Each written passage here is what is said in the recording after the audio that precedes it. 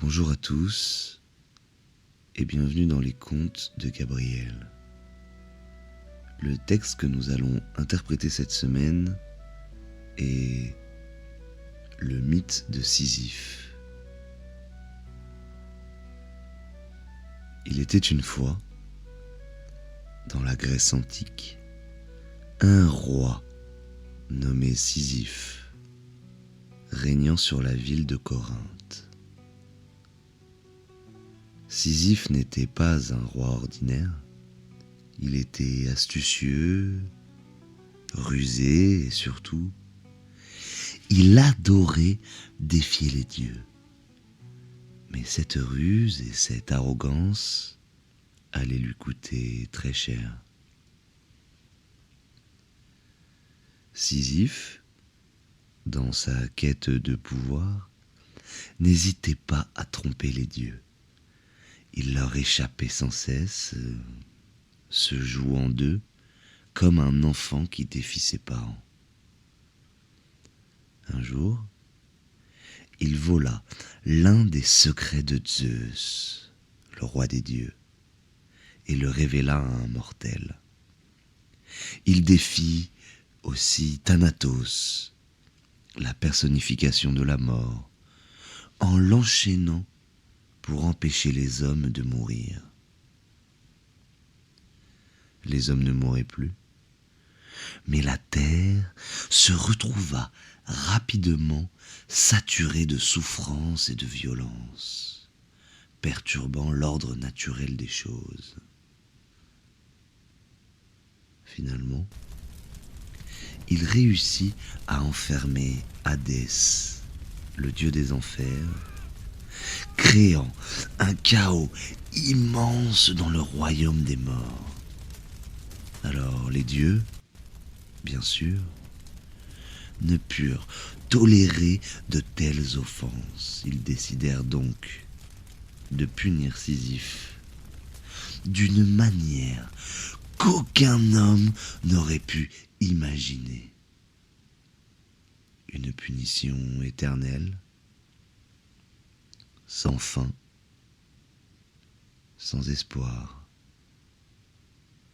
Zeus, d'un coup de tonnerre, fit apparaître un immense rocher, gigantesque et lourd, qu'il ordonna à Sisyphe de pousser jusqu'au sommet d'une montagne. Mais ce n'était pas tout. Le rocher, une fois que Sisyphe l'avait presque atteint au sommet, roulait inexorablement en bas de la montagne, le contraignant à recommencer sans cesse sa tâche, jour après jour, année après année.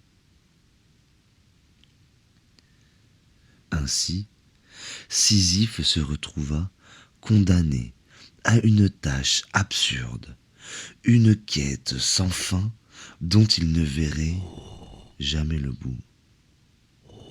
Et chaque fois qu'il atteignait le sommet, le rocher roulait et il devait tout recommencer.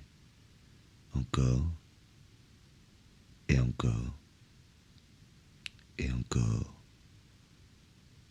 dans un cycle éternel. Rien, ni effort, ni espoir, ne semblait pouvoir briser cette malédiction. Au départ, Sisyphe se débattit avec sa punition. Il tenta de se défendre, d'implorer les dieux de changer son sort, mais il se rendit vite compte qu'aucune prière ne parviendrait à les faire fléchir. Les dieux étaient implacables. Les heures se transformaient en jours, les jours en années, et l'ennui, le désespoir et la frustration envahirent son cœur. Le rocher devenait de plus en plus lourd, et la montagne, encore et encore et encore plus haute. Mais Pourtant, au fil du temps, une étrange transformation se produisit. Sisyphe, malgré la vanité et l'inutilité de sa tâche, se mit à la réaliser avec une résignation calme, mais aussi, d'une certaine manière, une sorte de défiance. Dans l'obscurité de cette montagne, dans la solitude la plus profonde, Sisyphe finit par comprendre que son sort ne changerait pas. Il ne parviendrait jamais à poser le rocher au sommet de la montagne. Mais au lieu de se laisser écraser par le poids de l'absurde, il commença à se dire que c'est dans cette lutte même qu'il pouvait trouver une forme de liberté. Son destin était scellé, mais sa manière de vivre ce dernier dépendait de lui. De cette manière, Sisyphe ne chercha plus à fuir sa condition. Il comprit que la quête, aussi désespérée soit-elle, était ce qui donnait un sens à son existence, aussi dérisoire soit-elle. Il n'était plus un simple homme écrasé par un destin inéluctable. Il était un être humain qui persévérait dans l'inutile. Une sorte de héros de l'absurde. Un homme qui affrontait la vie telle qu'elle était, sans illusion.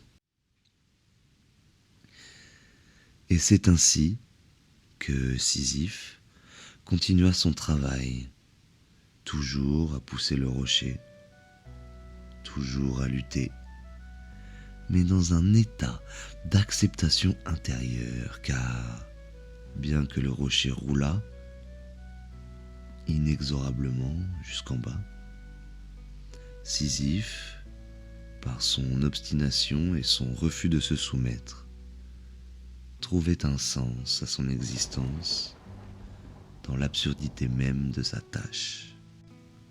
Alors, certaines nuits, dans les montagnes proches de l'Olympe,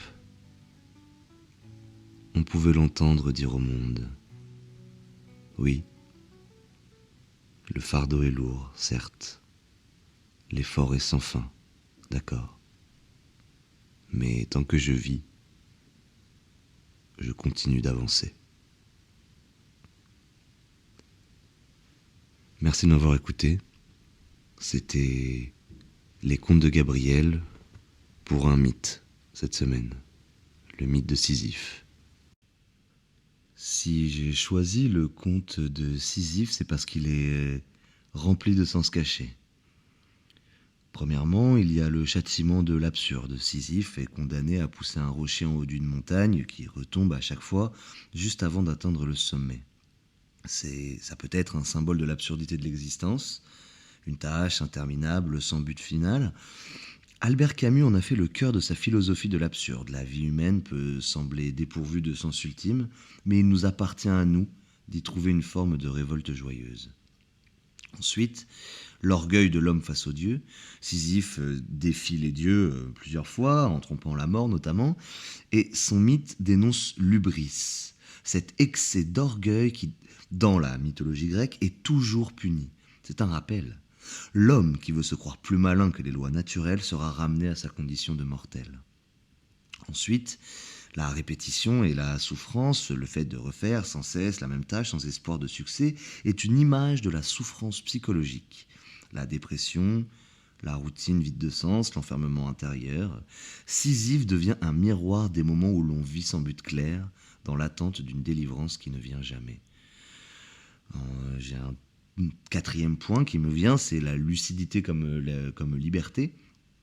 Dans la lecture de Camus, ce qui sauve Sisyphe, c'est sa conscience. Il sait qu'il est condamné, il sait que tout est vain, mais il continue. C'est donc dans cette lucidité complètement assumée que réside sa grandeur. Comment dire, il n'est pas vaincu parce qu'il refuse de se soumettre intérieurement. Et enfin, on peut voir aussi le mythe comme une métaphore de l'effort humain, travailler, peiner, bâtir, recommencer, même si tout est appelé à disparaître. Chaque geste a une valeur en soi par l'engagement qu'il suppose. Merci de m'avoir écouté et à la semaine prochaine.